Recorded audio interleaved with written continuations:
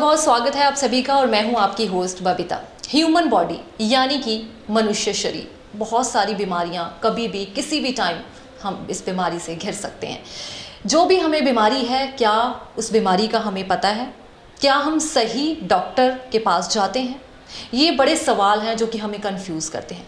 इन्हीं सवालों के साथ मेरे इस टाइम साथ जुड़ चुके हैं वर्सुकल सर्जन डॉक्टर लव लूथरा जी। बहुत बहुत स्वागत है सर। नमस्कार जी। मेरा नाम डॉक्टर लव लूथरा, मैं MCH vascular endovascular surgeon, DNB peripheral vascular surgeon हूँ। वैस्कुलर सर्जरी क्या है? वैस्कुलर सर्जरी एक ऐसी ब्रांच है और वैस्कुलर सर्जन इकलौता ऐसा सर्जन है जो खून की नसों की किसी भी तरह की बीमारी सिवाय दिमाग और दिल की शरीर के किसी भी अंग में अगर कोई खून की नस में ब्लॉकेज आ जाती है या क्लॉट आ जाता है तो हम विभिन्न प्रकार की तकनीकों से उस बीमारी का इलाज करते हैं। जी, जैसे डॉक्टर साहब मैंने बात की कि बड़े कंफ्यूज हैं लोग कि हमें क्या बीमारी है उनका नहीं पता, किस डॉक्टर के पास जाना है उनको उसका भी नहीं पता।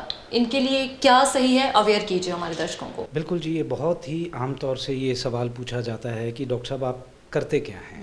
जैसे मैंने बोला, हम दिमाग और दिल को छोड़ के शरीर के किसी भी अंग की नसों, चाहे वो हाथ की या बाजुओं की नसों में ब्लॉकेज हो, चाहे वो पैरों या लातों की नसों में ब्लॉकेज हो, या इवन आंत में जिसको हम पेट की नसों या इंटेस्टाइन की नसों में कोई ब्लॉकेज हो, इवन किडनी की जो मेन नस सप्लाई करती है उसमें ब्लॉकेज हो, तो हम ओपन, जिसको हम बाईपास बोलते हैं, चीरा दे के वो नस को खोल के जहाँ ब्लॉकेज है उसको बाईपास कर दें, या हम मिनिमल एंडोवैस्कुलर टेक्निक जैसे कि एंजियोप्लास्टी या स्टेंटिंग से उसे ठीक करते हैं।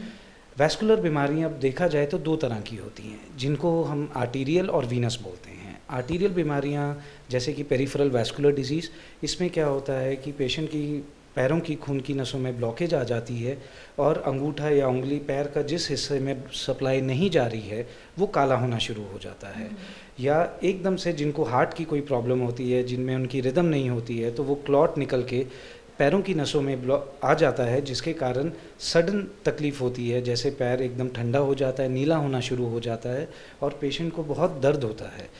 दूसरी तरह की बीमारियां होती हैं जिन्हें हम वीनस बोलते हैं। ये वो नसें होती हैं जो खून वापस लेके जाती हैं सफाई के लिए हार्ट में। इनमें सबसे आम तौर से देखे जाने वाली प्रॉब्लम है वेरिकोज वेन्स। ये हर उस इंसान में देखी जाएगी जो लंबे समय तक खड़े होकर काम करते हैं या बैठकर काम करते हैं, और इसे पहचानना बहुत ही आसान है। जब भी इंसान अपने काम से घर वापस आएगा तो उनकी लातों में सूजन आएंगी या उन्हें लंबे समय खड़े होने पर नीली नीली फूली हुई नसें दिखेंगी। अगर हम वेरिकोज वेन्स को सही टाइम पे ना पहचानें तो इसकी एक सबसे बड़ी कॉम्प्लिकेशन होती है जिसे हम डीप वेन थ्रोम्बोसिस बोलते हैं। जो मेन नस अंदर की नसें होती हैं उनमें क्लॉट आ जाता है। तो ये सब बीमारियों को आइडेंटिफाई करना, पहचानना बहुत आसान है। अब आपका दूसरा सवाल कि पेशेंट किसके पास आए। बहुत से लोगों को ये कन्फ्यूजन होती है कि जो CTVS सर्जन है या प्लास्टिक सर्जन है या जो खून की नसों का काम कौन करता है। देखिए, एक टीम वर्क होता है। जो CTVS सर्जन हैं वो हार्ट का बाईपास करते हैं। ये सब वैस्कुलर बीमारियों का कोई ना कोई कारण होगा, जैसे पेशेंट को डायबिटीज़ होगी, हाइपरटेंशन होगी, उनको हार्ट की कोई प्रॉब्लम होगी, उनके हार्ट के रिदम में प्रॉब्लम होगी, और जो पेशेंट तंबाकू और सिगरेट का सेवन करते हैं। तो कार्डियोलॉजिस्ट जो है वो आपकी हार्ट की प्रॉब्लम को आइडेंटिफाई करेंगे, आपको वैस्कुलर सर्जन के पास भेजेंगे। तो ये जानना बहुत ज़रूरी है कि आप जिससे अपनी खून की नसें ठीक करवा रहे हैं या जो इलाज ले रहे हैं वो इसमें ट्रेंड है या नहीं है। कि बहुत से पेशेंट हमारे पास ऐसे आते हैं कि हम गए थे जी, उन्होंने 2 दिन हो गए, 3 दिन हो गए, किसी को समझ ही नहीं आया कि खून की नसें ब्लॉक्ड हैं, और जब तक पेशेंट हमारे पास पहुंचते हैं उनका वो शरीर का वो हिस्सा काला हो चुका होता है, पैर की उंगलियां काली हो चुकी होती हैं, और एंड ऑफ द डे उनको एम्पुटेशन करवाना पड़ता है। राइट, बिल्कुल। अगर इनके इलाज की बात की जाए तो इनका इलाज क्या है? देखिए, पहले तो बीमारी को पहचानना कि इसका कारण क्या है। जैसे मैंने आपको बताया कि डायबिटीज़ है, हाइपरटेंशन है, तंबाकू और सिगरेट का सेवन करते हैं, ठीक है, और मोटापा अपने आप में एक कारण है, खड़े होकर लंबे समय तक काम करना, कोई एक्सरसाइज नहीं करना। तो पहले हम वो कारण पहचानें, उस कारण का इलाज करें, because prevention is the best cure. हाँ, जब वो बीमारी होगी है तो डायबिटीज़ का कंट्रोल, हाइपरटेंशन का कंट्रोल, जो हार्ट की प्रॉब्लम्स हैं उसको कंट्रोल करें, एंड फिर प्रिकॉशंस आपको ये लेने हैं कि जैसे मैंने आपको बताया कि आर्टीरियल डिजीज़ है जिसको हम गैंग्रीन बोलते हैं, पेरिफेरल वैस्कुलर डिजीज़ बोलते हैं, कि पेशेंट कुछ समय 100 मीटर भी चलता है उसके बाद एकदम से उनके पिनियों में दर्द होता है और वो उन्हें बैठना पड़ता है, तो पेशेंट को खुद पता लग जाएगा कि मेरी पैरों की सप्लाई में दिक्कत है। इसको हम वैस्कुलर सर्जन इकलौता ऐसा सर्जन है जो मेडिकल मैनेजमेंट करता है। ज़रूरी नहीं है हर पेशेंट को ऑपरेशन की ज़रूरत है। दवाइयों से ही हम, अगर ज़ख्म नहीं हुआ है, नसें बंद है, दवाइयों से खोल सकते हैं।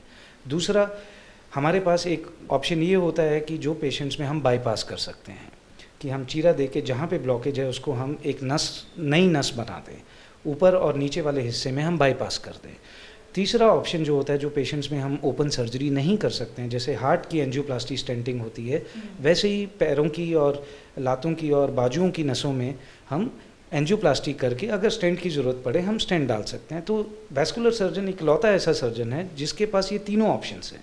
जैसे हम देखें कि कार्डियोलॉजी में क्या है कि कार्डियोलॉजिस्ट जो हैं, डीएम कार्डियोलॉजिस्ट, वो एंजियोप्लास्टी स्टेंटिंग करते हैं। जो पेशेंट्स में एंजियोप्लास्टी स्टेंटिंग नहीं होती है तो वो बाईपास के लिए कार्डियोथोरेसिक वैस्कुलर सर्जन के पास भेजते हैं। किडनियों की जो मेडिकल बीमारियां हैं उसका इलाज नेफ्रोलॉजिस्ट करते हैं, लेकिन अगर कोई पथरी आ जाए तो उसका इलाज यूरोलॉजिस्ट करते हैं। तो वैस्कुलर सर्जन इकलौता ऐसा सर्जन है जो चीरे वाला ऑपरेशन भी करता है और मिनिमल इन्वेजिव टेक्निक जिसको हम बोलते हैं endovascular, angioplasty, stenting, laser technique varicose vein के लिए, और मेडिकल मैनेजमेंट। तो हमारे पास पूरे वो तरीके हैं और हम अपने पेशेंट को जो भी उनकी सेहत, उनकी कंडीशन के हिसाब से जो ट्रीटमेंट होने चाहिए, जिसका बेस्ट आउटकम हो, हम वो सारी सुविधाएं और वो ट्रीटमेंट ऑप्शंस अपने पेशेंट को दे सकते हैं। डॉक्टर साहब, इसके छोटे छोटे सिम्टम्स शुरू में दिखते होंगे पेशेंट को? बिल्कुल, जैसे मैंने आपको बताया वेरिकोज वेन्स। वेरिकोज वेन्स में क्या होता है कि जब आप शाम को घर आते हैं आपकी लातें सूज जाती हैं, थकावट महसूस होती है, आप लंबे समय तक खड़े रहें। हाउसवाइफ्स में ये देखा जाता है, सुबह उठती हैं एकदम फ्रेश होती हैं, घर में रूटीन काम करते करते पूरा दिन घर के काम करते हैं। जो प्रोफेशनल्स होते हैं पूरा दिन अपना प्रोफेशनल काम करते हैं, लेकिन जब वो घर आते हैं तो वो किसी को ज़रूर बोलते हैं कि मेरी पैर दबा दो, या वो अपनी पैर ऊपर बेड पे रखते हैं या ऊंचा करते हैं तो उन्हें आराम महसूस होता है। तो ये इनिशियल स्टेज है वेरिकोज वेन की। तो ज़रूरी नहीं है जिनको ये सिम्टम्स हैं उनको हम लेज़र करेंगे या सर्जरी करेंगे, हम स्टॉकिंग्स दे के मेडिकल मैनेजमेंट करके उसको वहीं रोक सकते हैं। वैसे ही जिनको डायबिटीज़, हाइपरटेंशन, स्मोकर्स होते हैं, उनमें पैरों में जब वो कुछ समय तक चलते हैं, कुछ डिस्टेंस कवर करते हैं, उनको दर्द होता है, उन्हें रुकना पड़ता है। तो पेशेंट को समझ जाना चाहिए कि मेरी खून की नसों में ब्लॉकेज है। पेशेंट उसी स्टेज में हमारे पास आ जाए तो हम उसे गैंग्रीन होने ही नहीं देंगे। अब जो डायबिटिक पेशेंट्स हैं जिनमें इन्फेक्शन होती है, पैर सुन रहते हैं, उनमें ज़ख्म होता है, तो उनको हम समझाते हैं कि अपने पैरों का ख्याल रखें। उनमें हम कुछ ऐसी मेडिकेशंस ऐड करेंगे जिनसे उनकी खून की नसें चलती रहें, और कंट्रोल ऑफ डायबिटीज़ बहुत इंपॉर्टेंट है इसमें। बिल्कुल, ब्लॉकेज की जैसे आपने बात की, जैसे मॉर्निंग हम उठते हैं या बुज़ुर्गों को देख लें, उनका पैर नहीं चलता, नीचे नहीं पैर रख पाते। हाँ जी, देखिए ये अब अगेन ये पेशेंट्स में या डायबिटीज़ होगी, उनकी न्यूरोपैथी के कारण क्या होता है, जब वो उठते हैं तो उनको भारीपन महसूस होता है पैरों में और लातों में। और एक कारण इसका ये भी हो सकता है कि स्पाइन की प्रॉब्लम ना हो। स्पाइन में भी कुछ पेशेंट्स को, जिसको हम शियाटिका बोलते हैं, उनको भारीपन महसूस होता है। तो ये हमें देखना है कि अगर डायबिटिक है तो न्यूरोपैथी के कारण ये हो रहा है या हमें स्पाइन की प्रॉब्लम के कारण हो रहा है। जितने भी डायबिटिक पेशेंट्स हैं 100% उनमें पेशेंट्स में समय के साथ साथ जैसे उनकी डायबिटीज़ पुरानी होती जाती है, उनकी खून की नसें ब्लॉक होती रहती हैं। तो ये एक ऐसा विषय है डायबिटिक पेशेंट्स में जो इग्नोर होता है। उन सब ये सोचते हैं कि हमें शुगर है, कंट्रोल नहीं हुई, पैर में इन्फेक्शन होगी। यस, वो एक कारण है, लेकिन खून की नसों में भी ब्लॉकेज है ये कोई सोचता नहीं है। इसके कारण अगर हम देखा जाए, डायबिटीज़ अपने आप में एक सबसे बड़ा कारण बन गया है, पंजाब में ही नहीं, इंडिया में ही नहीं, पूरी दुनिया भर में, कि maximum diabetic, around 35% diabetic patients पूरी दुनिया में उनके पैर या लात काटी जाती है। सो तकनीक की बात की जाए, नई नई चीज़ें आज के टाइम में आ रही हैं, तो इसमें नई तकनीक क्या है इलाज के लिए? जैसे मैंने आपको बताया कि हम एंडोवैस्कुलर, एंजियोप्लास्टी, स्टेंटिंग, अब हमारे पास बहुत सी आधुनिक तरह की किट आ गई है जिसको हम बैलून्स बोलते हैं, स्टेंट्स बोलते हैं, वायर्स बोलते हैं। एक समय ऐसा था कि हम वो लीजन को क्रॉस ही नहीं कर पाते थे, तो हमें बाईपास करना पड़ता था। लेकिन बिकॉज पेशेंट के अंडर ओवरलाइन जो कंडीशन है, जैसे डायबिटिक हैं, हाइपरटेंसिव हैं, बहुत मोटापा है, उनमें चीरा दे के हर पेशेंट में हम बाईपास नहीं कर सकते हैं। तो ये जो आधुनिक टेक्निक्स आ गई हैं नई नई, अब इंडिया में इंडिया क्या बोलूँगा, मैं बोलूँगा इवन लुधियाना में हम ग्लोबल हार्ट में कुछ ऐसे केस कर चुके हैं जो पंजाब में कभी हुए ही नहीं है। जैसे हमने स्टेम सेल किया अभी पिछले महीने, ये एक ऐसा मरीज़ था जिसमें कोई भी हम ना बाईपास कर सकते थे, ना हम उसको ऑलरेडी 1 साल पहले यूएस में स्टेंट डले थे और वो स्टेंट पूरे बंद हो गए थे। तो इनमें हमने स्टेम सेल डाले। स्टेम सेल से क्या फ़ायदा हुआ, जो चीज़ मरी हुई थी वो तो हमें रिमूव करनी पड़ी, लेकिन पेशेंट की पूरी लात बच गई। जो उन्हें ऑप्शन दी गई थी कि उनकी पूरी लात काटनी पड़ेगी। और ऐसी टेक्निक्स आ गई हैं, कुछ इस तरह की मशीन्स आ गई हैं कि जो पुराने क्लॉट्स होते हैं हम उन्हें सक कर सकते हैं। वो भी हमने 15-20 दिन पहले ग्लोबल हार्ट में वो केस किया जिसमें हमने डीवीटी हुआ था पेशेंट को।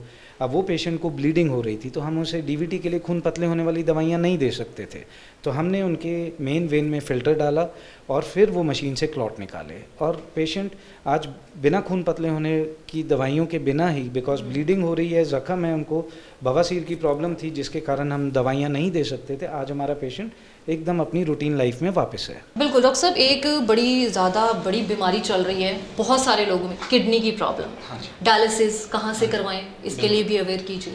देखिए, मैं हमेशा ये राय दूंगा कि डायलिसिस आप हमेशा एक नेफ्रोलॉजिस्ट के अंडर करवाएं जो किडनी के स्पेशलिस्ट हैं, क्योंकि वही आपको बता सकते हैं। एक ऐसा सेंटर जहाँ पे आपको नेफ्रोलॉजिस्ट अवेलेबल है, वो आपको गाइड कर सकते हैं कि आपको कितनी डायलिसिस की ज़रूरत है, वेदर परमानेंट की ज़रूरत है या टेम्पररी की ज़रूरत है।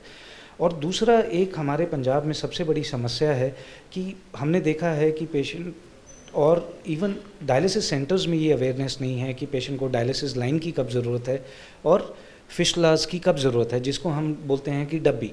क्योंकि ऐसे सेंटर्स में नेफ्रोलॉजिस्ट अवेलेबल नहीं है, तो जहाँ नेफ्रोलॉजिस्ट नहीं है तो वो पेशेंट को एक प्रॉपर लेवल से गाइडेंस नहीं मिलता है।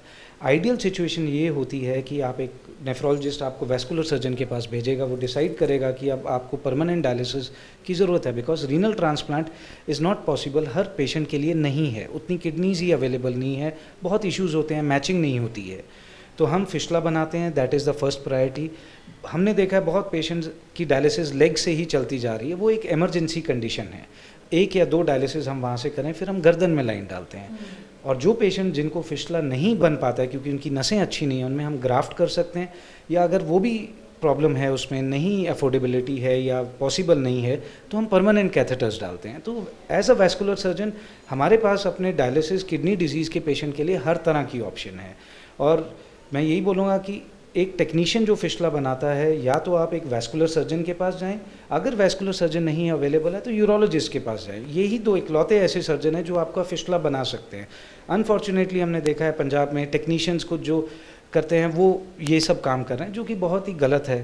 पेशेंट को ये जानना बहुत ज़रूरी है कि वो अपना काम किससे करवा रहे हैं, वेदर वो डॉक्टर क्वालिफाइड है या नहीं है। टेक्नीशियन के पास तो हमारे लॉ के हिसाब से कोई अथॉरिटी नहीं है, लेकिन because of lack of awareness हमारे बहुत से पेशेंट ऐसे ख़राब होते हैं। डॉक्टर साहब, एक सवाल ये भी है कि काउंसलिंग डॉक्टर के लिए बड़ी ज़रूरी है कि वो पेशेंट को अच्छे से पहले काउंसलिंग करे, समझाए उसको क्या प्रॉब्लम है, उसके बारे में उसे जानकारी हो।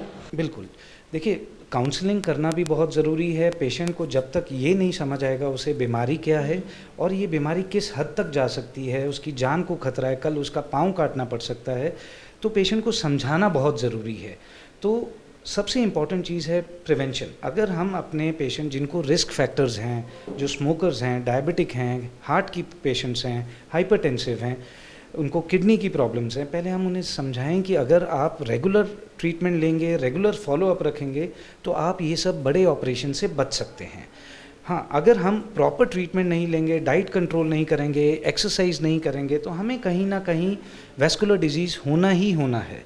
और एक बार वो हो जाता है, अगर हो भी गया है तो वो स्टेज अगर अर्ली स्टेज पे आइडेंटिफाई हो तो हम एम्पुटेशन से भी बच सकते हैं, हम ये सब सर्जरी से भी बच सकते हैं। बिल्कुल, अगर कोई पेशेंट आपसे मिलना चाहता है तो कैसे मिल सकते हैं? देखिए, मैं 24/7 ये नीचे दिए हुए नंबर पे अवेलेबल हूँ। मैं global heart hospital, multi speciality hospital, Ferozepur road, Ludhiana में अवेलेबल हूँ 24/7 and Chand vascular centre, Sant nursing home Mullanpur में भी अवेलेबल हूँ। अगर जो पेशेंट्स नहीं आ सकते हैं, मेरा नंबर अवेलेबल है। अगर कोई आपको बात समझनी है, कोई कन्फ्यूजन है, treatment related, vascular problem related कोई बात है, आई एम ऑलवेज अवेलेबल। नमस्कार, थैंक यू सो मच। सही बीमारी का सही इलाज सही डॉक्टर ही कर सकते हैं। ज़्यादा जानकारी अगर आपको चाहिए, डॉक्टर साहब के नंबर डिस्प्ले हो रहे हैं स्क्रीन पर, आप बात कर सकते हैं और विजिट कर सकते हैं। Thank you so much.